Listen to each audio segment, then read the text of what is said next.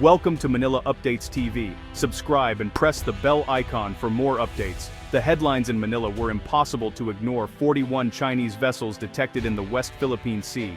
This was no routine patrol. This was a show of force in waters claimed by the Philippines. The Philippine Coast Guard sounded the alarm and the world took notice. This incident marks a significant escalation in a long-standing dispute. It's a direct challenge to Philippine sovereignty and a test of international resolve.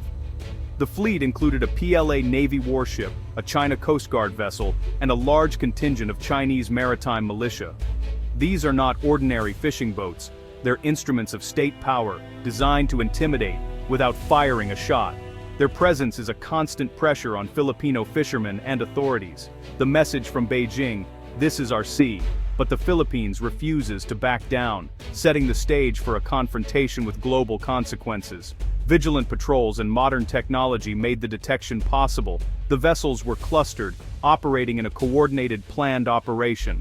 The sheer number is meant to overwhelm and normalize their presence. For the Philippines, this is an unacceptable violation of sovereign rights and national security. The West Philippine Sea is a critical artery for global trade.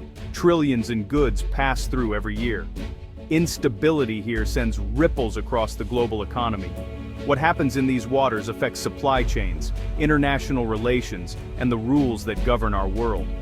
This swarm is a stark reminder. Peace in this region is fragile. The stakes are high, not just for the Philippines, but for everyone.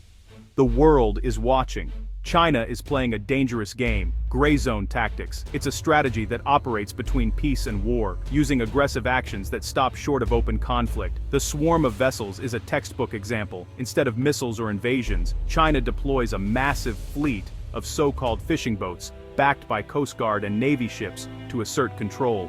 The Chinese maritime militia is the centerpiece, organized, trained, and equipped by the state. Their job: occupy territory, harass other claimants, and create an overwhelming presence. By using militia boats, Beijing maintains plausible deniability, claiming these are just fishermen. This ambiguity is the heart of gray zone warfare. The strategy puts the Philippines in a bind: respond too forcefully and risk escalation, do nothing and lose ground.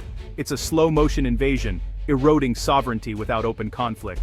China is changing the facts on the water, one boat at a time, hoping the world will accept the new status quo.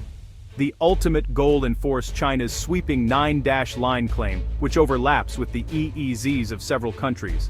By flooding contested waters, China tries to make its controversial map a reality. It's a long game, persistence and pressure, designed to wear down resistance, dominance without firing a shot.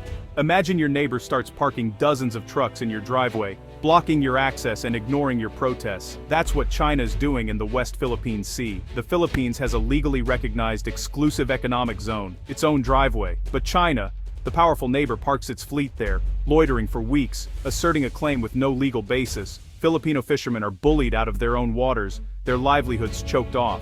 When the Philippines sends its Coast Guard, China responds with even bigger ships, Coast Guard and Navy warships as enforcers.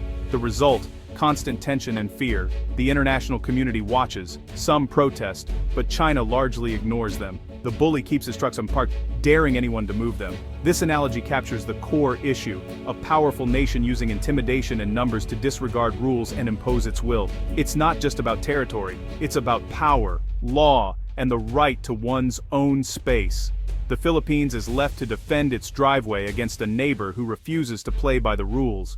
The world's response will determine if the rules matter at all. For now, the trucks remain. The standoff continues. The stakes couldn't be clearer.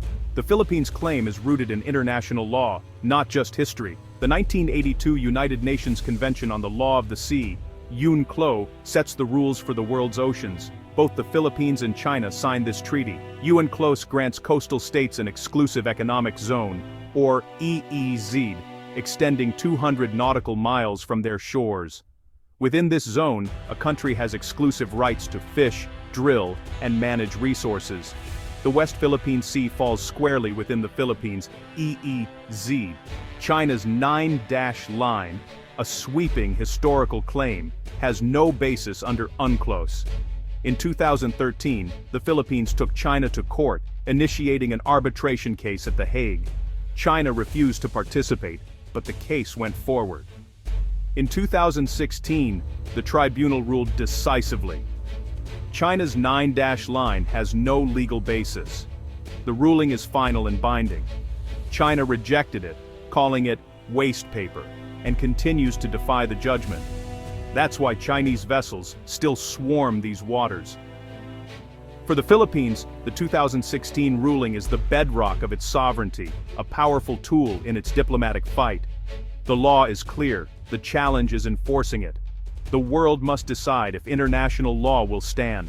The West Philippine Sea is more than a map. It's the lifeblood of the Philippines. Its waters teem with fish, feeding millions and sustaining coastal communities. Fishing here is a way of life passed down for generations. When access is blocked, it's not just economic loss, it's a cultural crisis. The fisheries are worth billions, supporting hundreds of thousands of families. Chinese harassment and intimidation threaten their survival. Many are forced to fish closer to shore or give up entirely. Beyond fish, the sea holds vast reserves of oil and gas, potential energy independence for the Philippines. But China's aggressive claims keep these resources locked away. The fight for the West Philippine Sea is about food, opportunity, and sovereignty. Foreign vessels occupying these waters are a daily reminder of a struggle that touches every Filipino. The stakes are personal and national. The latest incursion was no accident. It was a coordinated operation. 38 Chinese maritime militia vessels, 1 China Coast Guard ship, and a PLA Navy corvette formed a three-tiered force. The militia, disguised as fishing boats, anchor together in large groups, creating a physical and psychological barrier. They loiter for weeks, denying access to Filipino fishermen. The China Coast Guard acts as the enforcer, using aggressive tactics and providing official cover. The PLA Navy warship lurks nearby, signaling military backing. This layered approach creates a strategic dilemma: confront the militia and risk escalation, or stand down and lose ground. It's a system of coercion, designed to achieve objectives without open conflict. The message is clear: these waters are off-limits. For the Philippines, every response carries risk. For China, it's a carefully calibrated show of force. The pattern is repeating and intensifying. The stakes rise with every incursion. The Philippines is fighting back with transparency. Instead of hiding incursions, Manila publicizes them. Photos, videos, and reports are shared with the world. This name and shame strategy counters China's denials and exposes the truth. It builds public support at home and rallies international allies. Diplomatic protests create a formal record of China's violations. Evidence is shared with partners like the US, Japan, and Australia, encouraging stronger support. Transparency makes the problem real for the world. Alongside this, the Philippines is modernizing its Coast Guard and Navy, increasing patrols and conducting joint exercises with allies. It's a multi-pronged response: transparency, diplomacy, and defense. Manila is determined to defend its rights without being drawn into a conflict it can't win. It's a strategy of resilience and resolve. The world is taking notice. The Philippines is not alone. The United States, a treaty ally, has pledged to defend the Philippines in the South China Sea.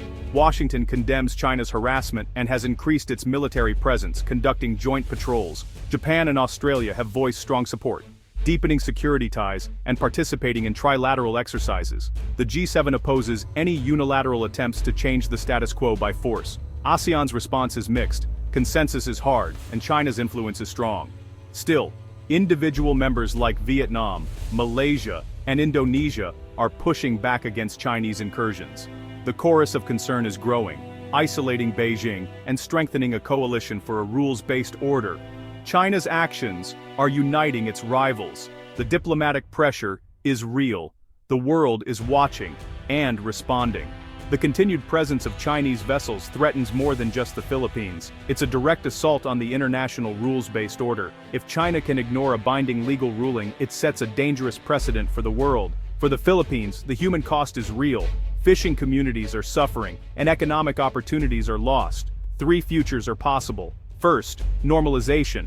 China's presence becomes the new normal, eroding Philippine sovereignty. Second, internationalization. A strong coalition forms, increasing joint patrols and diplomatic pressure, risking standoff or escalation. Third, confidence building. Unlikely, but possible, with codes of conduct or joint development. The path chosen will shape the Indo-Pacific for decades. Vigilance, diplomacy, and strong alliances are essential. The stakes are high. The world must decide if rules matter. The future of the region hangs in the balance.